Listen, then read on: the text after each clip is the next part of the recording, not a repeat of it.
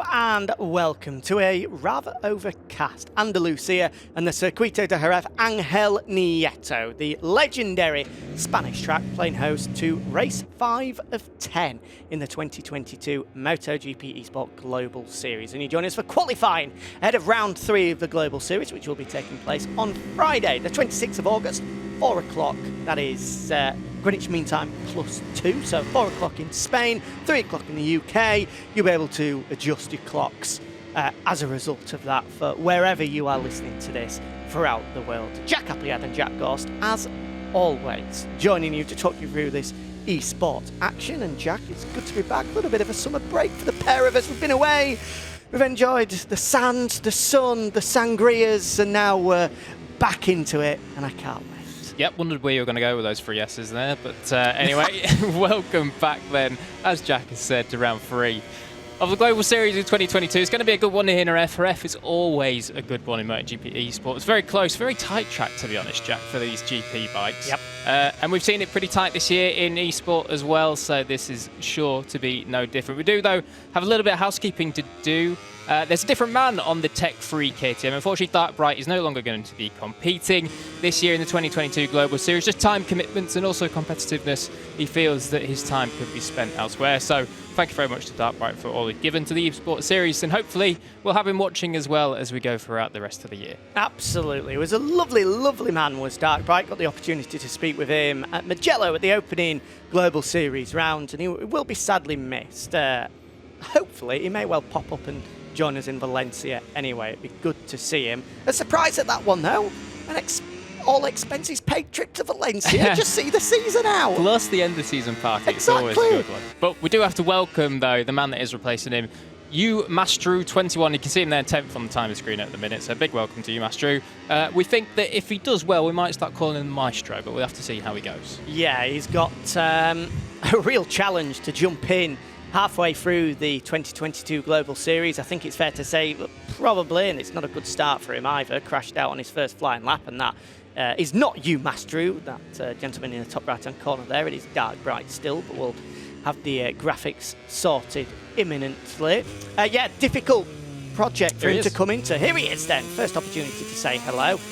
It's been extremely competitive. Probably, I think it's fair to say, the most competitive year in MotoGP eSport action so far. We've seen, I think we can go as 6 riders all able to win on their day. So far, we've had only 2 different winners, Adrian and Trastevere, dominating proceedings so far, which leads them to be first and second in the championship. But even Christian MM17, despite the fact that he's not seen the podium yet, has found himself on the front row on 2 occasions, showcasing his pace over 1 lap.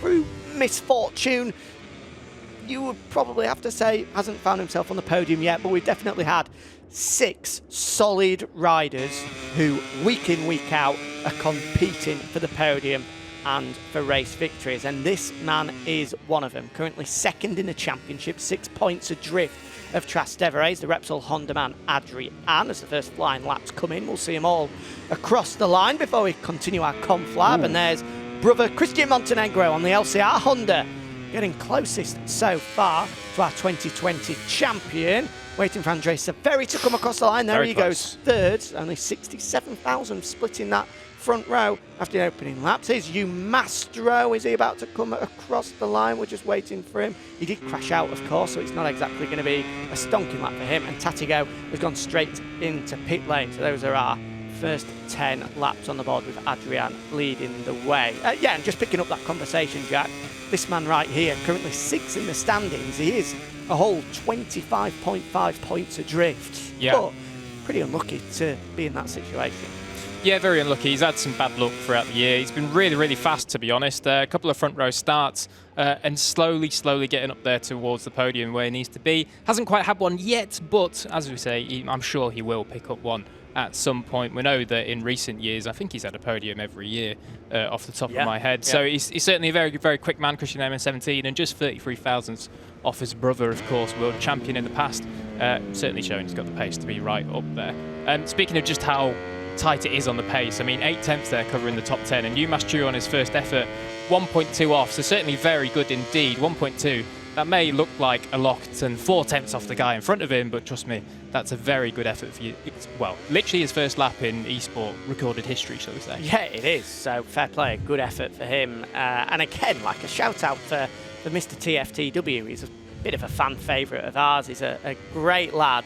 But to be 6/10 adrift of Adrian, the fastest man in the world, is pretty impressive stuff. Yeah. He's doing a very good job, and although the results don't show it, his improvement from the first year in the Global Series to now is quite remarkable. So here we go on to our second batch of flying laps then, and this man right here, arguably the surprise of the series so far. He showed glimpses of what he was capable of in 2021, but it seems as though, although there's still more to come, I would hasten to add, Jack Hammer has probably been a surprise so far. Yeah, and you say there's still more to come because I don't want to stamp him with this title, but if there's ever a term for a kind of free practice world champion, Jack Hammer at the minute could well be it in MotoGP eSport. We always see in these warm-up sessions before we go live with the qualifyings and then the races that Jack Hammer is always up there. And I mean, I know the time that he did just 20 minutes ago when they had a little practice session here was a 32.8, I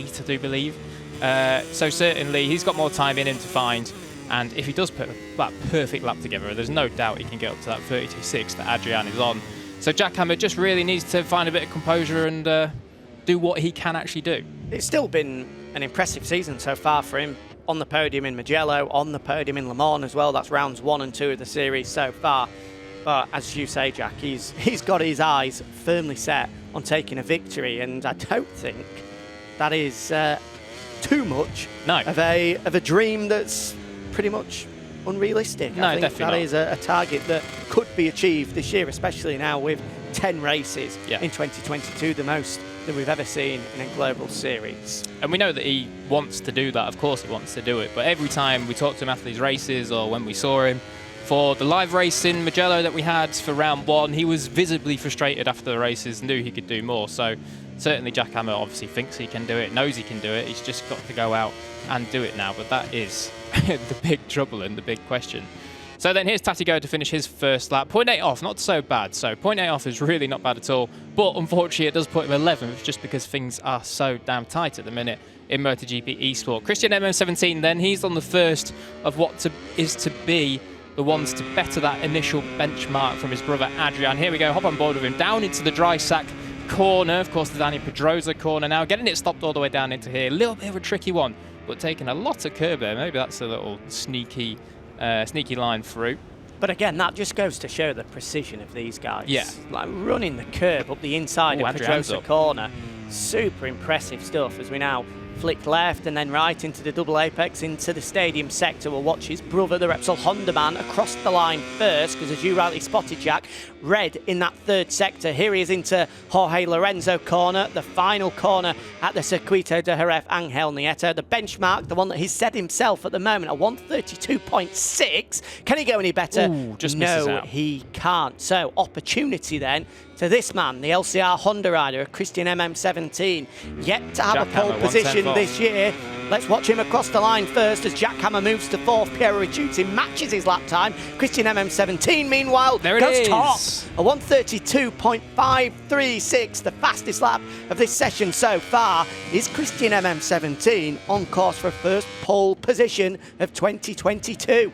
Here's a pole position merchant himself. Andrea Severi already had 2 this year. This lap looks like it's not going to do too much. It's gone a little bit wide through Jorge Lorenzo corner there as well. So the Suzuki man, he's going to have 5 more minutes to stick in that lap that he wants to pick up his 3rd pole position of the year. But even so, if he can hang on to a front row, that would do just nicely. I've just noticed as well, Jack Hammer and Piero Ricciuti 4th and 5th on the exact same lap time. Yep. So that is pretty tight indeed. Literally cannot get tighter. Leaving our World Championship leader, the defending champion, Trastevere, at the moment, languishing in 6th spot and pretty far off the pace, nearly 0.4 of a second away from our provisional pole lap at the moment. He's got to find 0.2 of a second. I mean, we don't see that. Just to jump up to 5th spot. We really don't see that a lot from Trastevere. Of course, this year he's already had 3 front row starts out of the 4, so certainly a man that over 1 lap is just as good as anyone else in the eSport world. But at the minute, as Jack said, almost 4/10 off, needs to find some time. Building up to a lap now, though,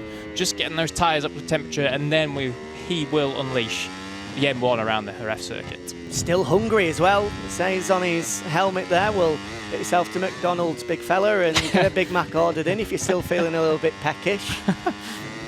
What's he going to order at McDonald's? What do you reckon he would have? That is a good question. What is Trastevere ordering from McDonald's? I'm going Chicken Legend meal. Yeah, I didn't think he'd be a classic Big Mac guy. I was going to say Chicken Legend as well. So certainly then, Chicken Legend Trastevere, on he goes. I mean, he is a legend in his own right. He is a legend, so yeah. That's where I was going with You that can't one. call him a chicken, though. He's pretty brave on this eSports series. He is, yeah, we'll give him that. And yeah, still hungry. I mean, fair play, yeah.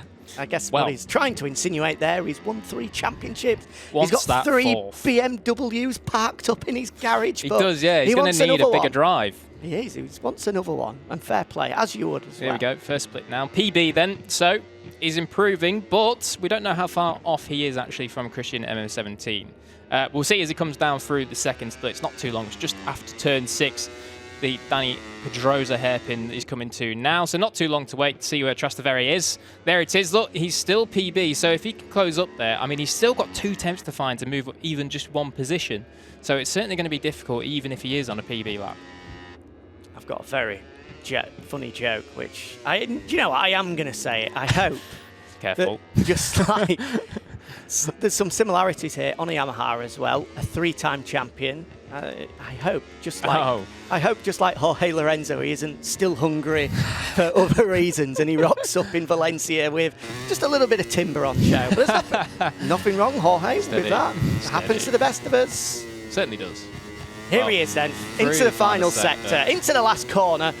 Doesn't look as if this is going to be good enough for pole position. Oh, it was shaking there. No idea just how far off he is, though. Is this going to be good enough for the front row? Is it going to move him further up on the second row? He comes across the line. Look at that. Doesn't even go up. Nope, keeps him 6 on the outside Closes of row in. number 2. With now just 2.5 minutes remaining here in Jerez.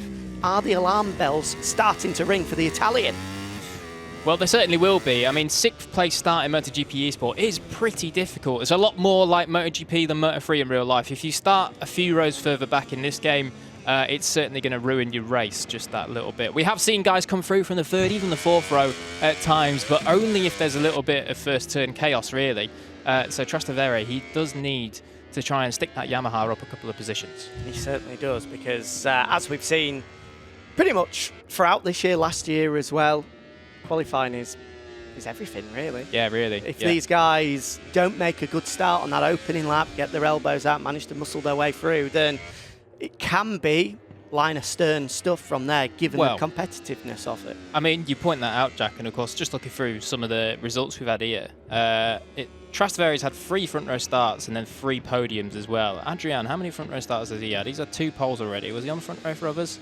He's had 2 front row starts, and then Adrian has had 3 podiums again. So it certainly seems that if you're the one starting up the front, you're going to finish up the front. Certainly seems that way. But having said that as well, it took us until race 4 of the Global Series at Assen, which feels like a lifetime ago, for the man starting on pole position to be able to convert that into victory. At Assen, we had Adrian Trastevere, Andrea Severi on the front row of the grid, and that was your podium as well at the Cathedral of Speed. Here's you Mastro then, brand new into the series from here on in up to the end of the year. He's the Tectoire replacement rider, and he was pushing on there. He got it wrong through the penultimate corner. That is a part of the Jerez circuit which takes bravery to the maximum. Certainly pushing does. through those fast right-handers, particularly that last one there before you head up towards the final corner. This is a good performance coming in from Tati Go then. He's going to improve once more. He only needs to find a thousandth of a second to jump up ahead of Davide Galinian. He does even better. 7th for the Indonesian. That will be, without doubt, A career best performance so far for the rookie. Great stuff on the Gresini Ducati. Now here's a big lap coming in that Andrea Severi does need. I mean, he's third at the minute, but certainly hopping on that pole position will help him much more. As we've seen just in the races that Andrea Severi this year hasn't quite got that initial pace that he needs to stick out front. But if he can get something here, I know he's gone grey through the third split, but he can't be too far off because this lap's looked pretty clean so far indeed. If he can find that half a tenth, he'll certainly close in on Adrian. Coming across the line now. Does he do it or not? No, he doesn't. No, so he does go grey. I think he's just snuck across for one final lap. No checkered flag, no checkered flag. He's gone deep into turn one. Here's Pierre Ricciuti. Poses jackhammer by 0.02 of a second then. So that is Pierre Ricciuti's last effort then.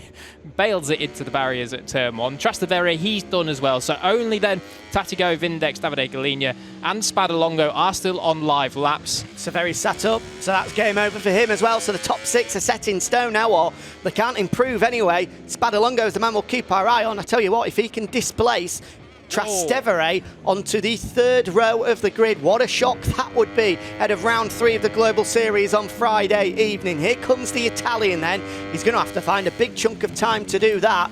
He could well move himself up onto row 3 potentially. Can he drop the Aprilia of Davide Galigna down? Let's see. Here comes the number 4 on board the Mooney VR46 Ducati. Comes across the line and does go 9th. Good performance. 0.6 of a second off. Same lap time as Vindex. But Vindex's second fastest lap, enough to put him 8th. Here's Davide Galigna to complete the set, comes across the line, 10th for him, and that is qualifying done here at Jerez. So that's it then for qualifying for race 5 of the Global Series. That is it then. We've had half the qualifyings for the year, and this is how it finished. In the end then, Christian MM17 picks up his first pole position of the year. Well done to that man. Just ahead of his brother by 66 thousandths of a second. And then Andrea Severi completes the front row. Pierre Ricciuti, Jackhammer and Trastevere make up the second row. Look at that, 2/10 cover in the top 6. Pretty mad. Then Tatigo, Spadalongo, Vindex, Davide Galigna, Mr. T only 7/10 off, but down in 11th in the end. And Newmaster 21 on his debut in the MotoGP eSport Global Series qualifies 12th, just 1.3 off. Well done, that man. Not bad at all.